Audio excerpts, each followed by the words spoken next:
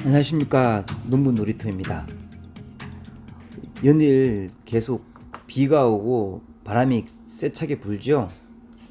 온도도 많이 내려갔습니다. 이럴 경우에는 지난번에 말씀드렸던 세균성 구멍병이 그리고 천공병이 발발하기가 굉장히 쉽습니다. 생긴 원인은 잎은 산탄총을 맞은 것처럼 구멍이 뻥뻥 뚫리고, 그리고 열매는 진물이 나면서 그 노린재로 찝었던 부분에서 진물이 질질 나기 시작하죠. 그럴 경우가 죽음 세균성 구멍병, 일명 천공병이 발생했다고 보는 건데요. 이 발생했을 때는 미리 방제 준비를 하셔야 되는데, 오늘하고 어제 그렇게 바람이 많이 불면서 비가 많이 오고 온도가 현저히 떨어지고 그 2, 3일 동안 계속 이렇게 연속으로 비가 왔을 때, 그리고 갑자기 또 온도가 많이 올라 버리면 고온 다습한 현상이 또 일어납니다. 이럴 경우에는 세균이 증식하기 굉장히 좋습니다. 이 세균은 겨울에 월동하고 있다가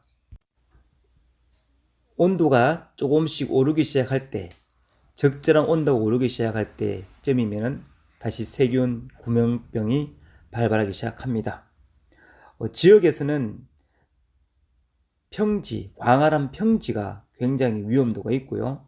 특히 또 온도가 많이 내리는 강가에 있는 과원들이 피해를 많이 입습니다. 왜냐하면 바람이 불 때 저항할 수 있는 지역이 아니기 때문입니다. 산을 등지고 병풍을 등지는 그런 과원은 세균성 구멍병이 많이 심각하지는 않는 걸로 알고 있고요. 그 대안으로는 보조 사업을 하고 있는 바람막이를 설치하거나 아니면 최대한 과원을 바람막이에 댈 수 있는 골짜기 형태라든지 그런 지역으로 옮기는 게 가장 낫겠지요.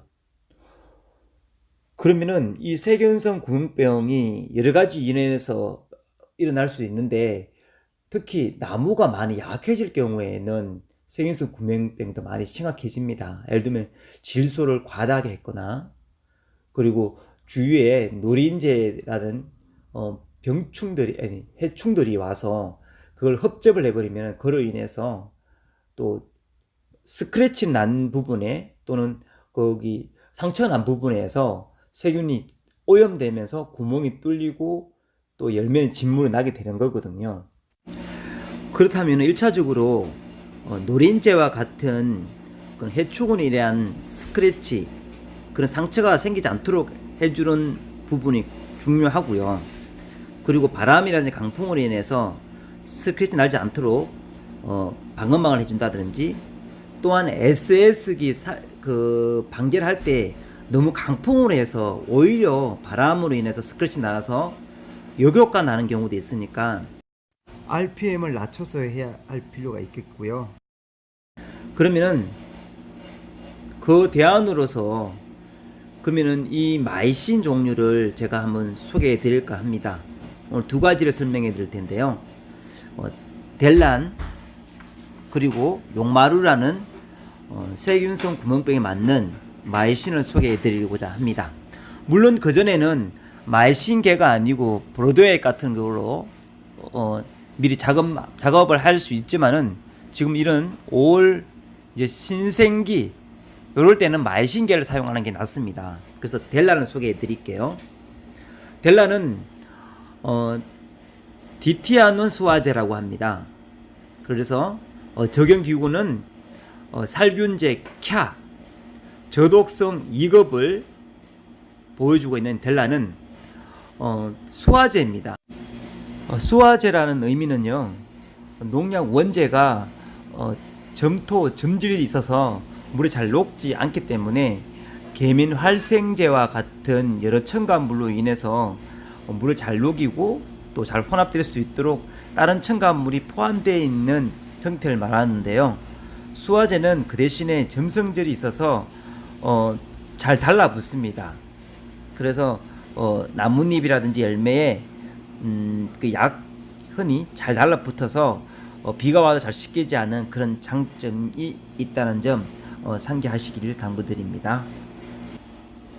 복숭아의 세균 구멍병에서는 발병 초에 10일 간격으로 계속 이렇게 해주시고요. 또한 잎 오갈병 같은 경우에도 괜찮습니다. 잎 오갈병은 온도가 30도 정도 올라가면 살균이 없어지기 때문에 온도가 적절히 올랐을 때는 잎 오갈병이 생겼을 때는 약을 치시지 않으셔도 됩니다. 이 델란이라는 이 제품은 아까도 말씀드렸다시피 전착 기능, 부착성이 굉장히 강합니다. 그래서 비가 와도 잘 씻겨 내려가지가 않는 가장 큰 장점이 있고요. 또 독특하고 희한한 화학 구조를 가지고 있어서 다른 계통의 세균성에도 내성이 가장 강합니다. 델란을 많이 이용하고요. 이 델란은 복숭아 말고도 사과의 탄저, 검은별 무늬병, 갈색 무늬병, 배에도 검은 무늬병도 있죠. 그리고 포도의 탄저, 그리고 녹균병, 감, 고추의 탄저병에도 이 델란을 주로 많이 사용합니다. 그래서 세균성 구멍병, 세균 잡는 데는 델란이 괜찮다는 말씀드리고요. 두 번째로는 용마루라는 살균제를 소개해 드리도록 하겠습니다. 저독성, 이거는 3급이고요. 델란보다도 독성이 한 단계 아래입니다. 적용기구는 살균제 A3입니다. 적용기구는 왜 말씀을 드리냐면은 지난번에 말씀드렸다시피 적용기구를 면밀히 봐야 될 이유는 이 농약에 내성이 생기기 때문에 3회 이상 이 약을 쓰게 되면은 그 약이 들지가 않습니다. 그래서 적용기구에 그 그룹이 되지 않는 것을 또 피해서 농약을 치시라는 얘기이기 때문에 적용기구를 필히 메모하셔서 3회 이상 또는 4회 이상 같은 그룹에 있는 농약 제품을 사용하지 마시라는 얘기에서 말씀드리고요. 용마루는 말신계 중에 수용제입니다. 수용제는 아까 델란에 말씀드렸던 바와 같이 델란은 수화제라고 말씀드렸죠. 그리고 원재, 점토, 떡같이 지는 그런 형태가 되어서 수화제 잘 녹지 않지만 수용제는 아주 물에 잘 녹습니다. 물에 녹으면 거의 투명한 액체 형태로 거의 수용성 물질로 만들었기 때문에 수용제라 그럽니다. 그러면 약을 섞을 때는 수용제 먼저 섞어야 됩니까? 수화제 먼저 섞어야 됩니까?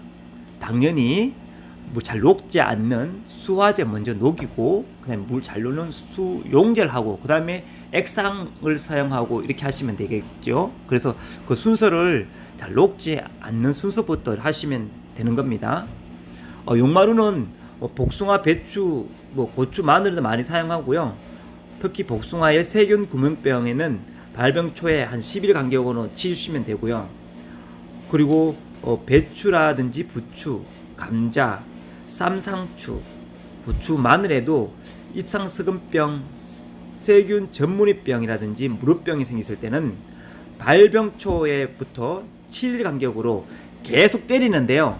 단 3회 이상 더 이상 때리지 마십시오. 이거는 내성이 강하다고 했지만 항생 기능이 3회 이상은 많이 떨어집니다. 그래서 이것을 세회 이상 때리지 말라고 말씀드렸고요. 이 용마루의 장점은 수용제이기 때문에 약의 흔적이 없습니다. 그래서 약흔이라 그러는데 농약의 흔적이 남지 않습니다. 수화자 같은 경우에는 약의 흔적이 많이 남습니다. 그래서 약의 흔적이 남지 않는 그런 농산물을 사용할 때는 용마루를 쓰는 게 가장 좋겠습니다. 이렇게 며칠간 아니더라도 비가 많이 오고 강풍 많이 불 때는 온도가 많이 내려갈 때는 특히 복숭아 자두에서는 세균성 구멍병, 청국병이 발발하기 쉬우니 미리 대처하시고 방지하시기를 당부드립니다.